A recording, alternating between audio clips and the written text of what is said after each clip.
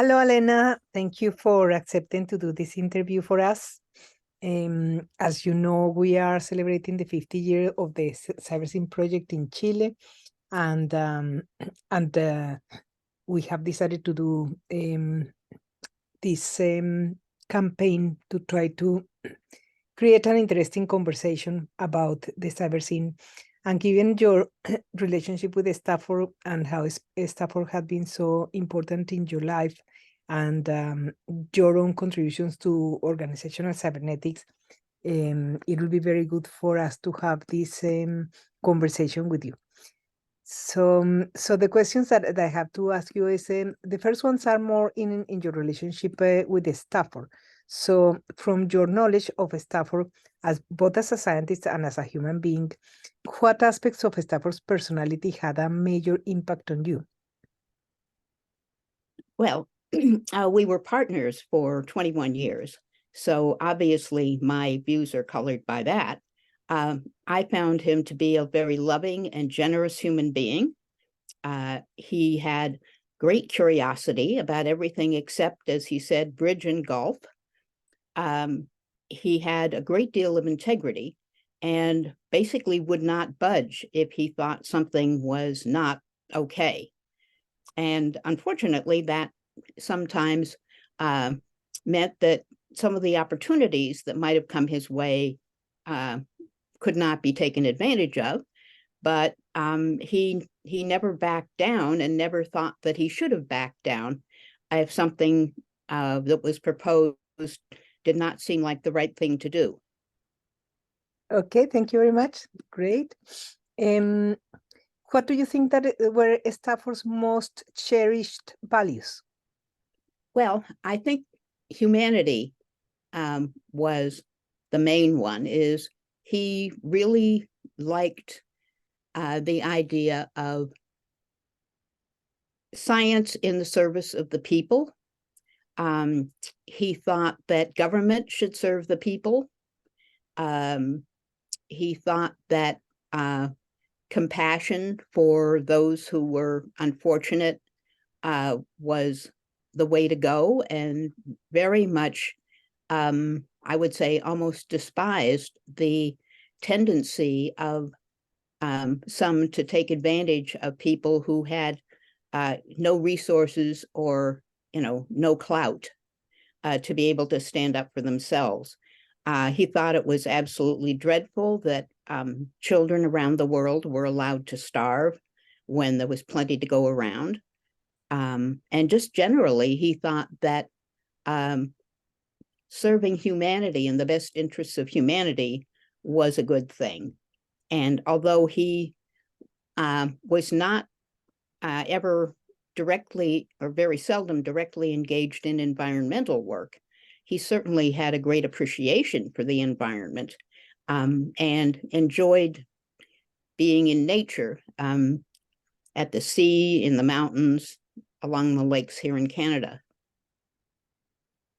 Thank you very much. This is wonderful. Thank you. And what about the Stafford's political views? How would you summarize his political views? Well, he was a leftist from, I guess, the time he was in the Army. He had been basically raised to be, a proper middle-class boy.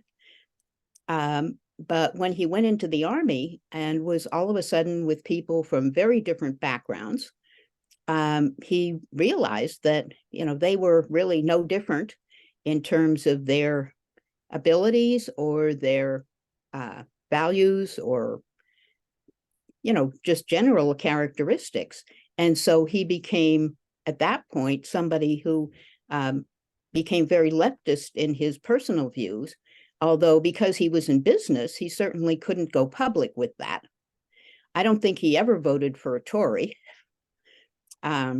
Although he never joined a political party either. He thought that he didn't want to tie up, basically tie up his allegiance to a party that he would agree with some things they did, but not with others.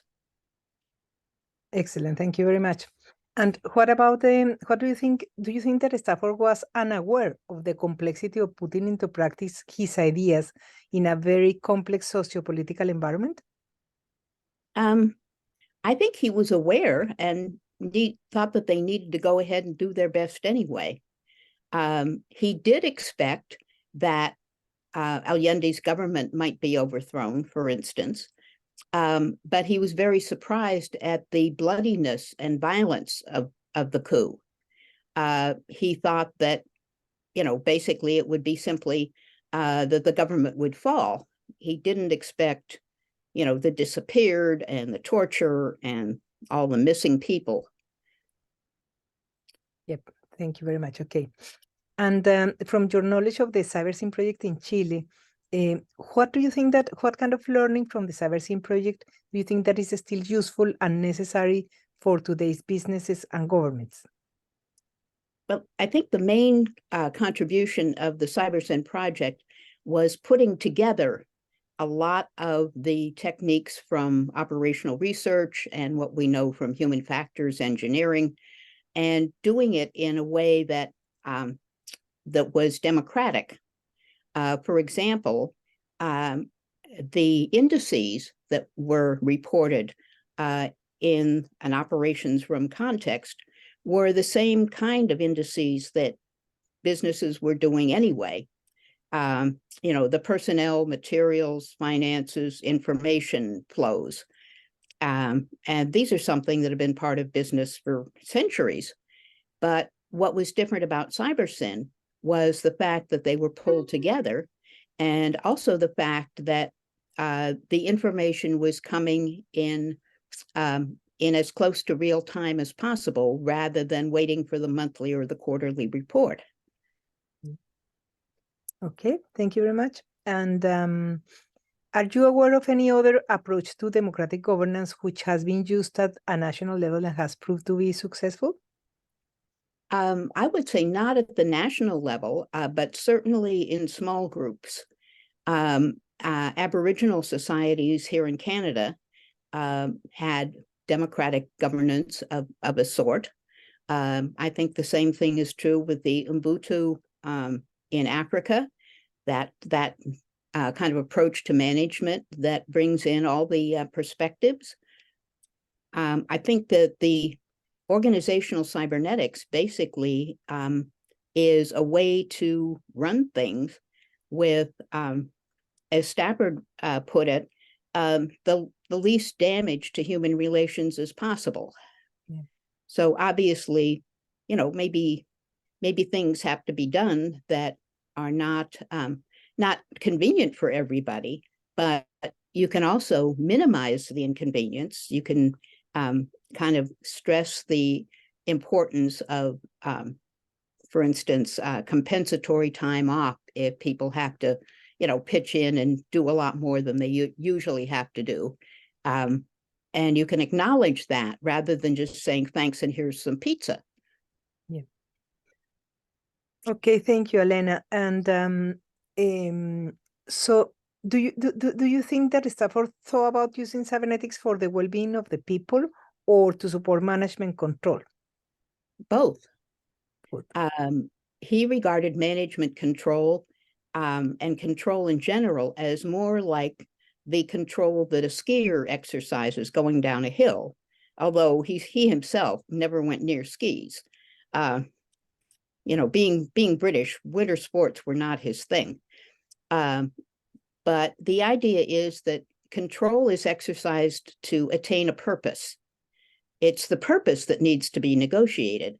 And if the purpose is, basically to do well by doing good, that's fine.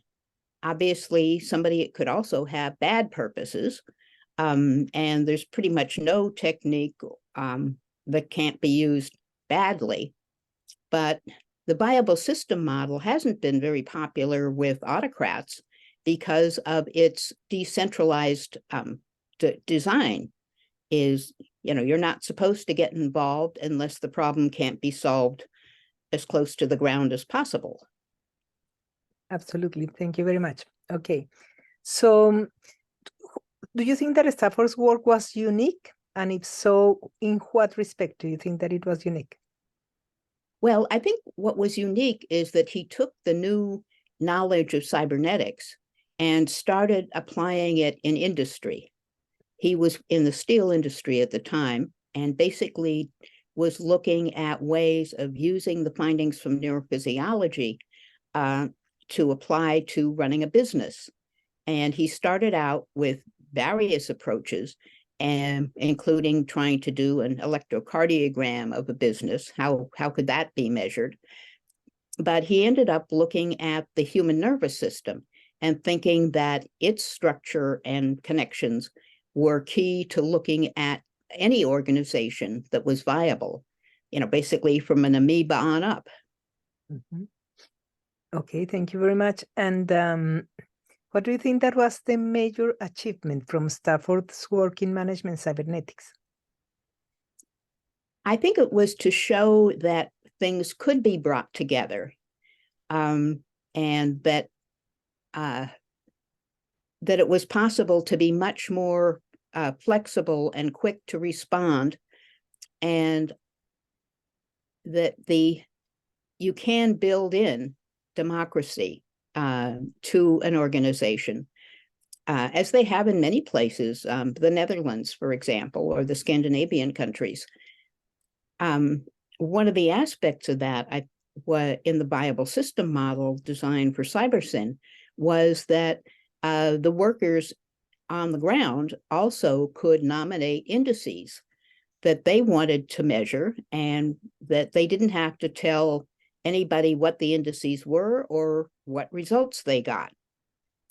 But if you look at having that kind of an index, for instance, if something went wrong at one level, depending on what it was, that called for intervention only after people had not been able to solve it at that level, or it called for intervention more quickly. One example, which is completely or hopefully not political, is weather. So if production is down and it shows up at the next level as a report, somebody might say, oh, that was an ordinary snowstorm and some people couldn't get to work. Yep.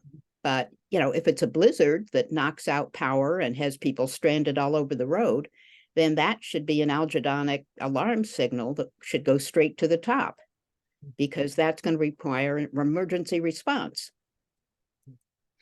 Okay, thank you very much. And are you aware of any other management theory to deal with complexity that you will consider that is more powerful, have a stronger theoretical background than the VSM? I think the VSM is the most comprehensive, but Stafford never thought that the VSM was all an organization needed. I think various other approaches, for instance, John Schoen's work on planning was very, very useful. It's not specifically VSM, but it talks about purpose and how organizations get to the fulfillment of their purposes. Schoen's work also illuminated a practice where sometimes the espoused theory was pretty far from the theory in use. And Stafford would have said that they should be aligned. And of course, System 5 is where they should be aligned in an organization. But I think certainly the VSM is, if not the most, among the most useful for organizations to basically map out how they're going to achieve their purposes if they want to basically remain viable. Thank you very much. And would you agree that the right time has come for these ideas to the VSM to be widely implemented? And if so, why? I think the right time has been for a long time now. I think it's getting more and more crucial because now we have what people are calling polycrises. It's clear that governments are overwhelmed by the complexity of what they have to deal with. The political system is overwhelmed by what it has to deal with, given the party structure and the creakiness of legislative bodies. And And I think also, especially with the environmental challenges, such as climate change, we have to integrate our approaches or we're not going to be successful. Okay. Well, that's very nice. Thank you, Allenna. So I think that this is really interesting and very useful. So thank you very much for your time. Okay, thank you, and looking forward to the next round. Okay, thank you. Okay.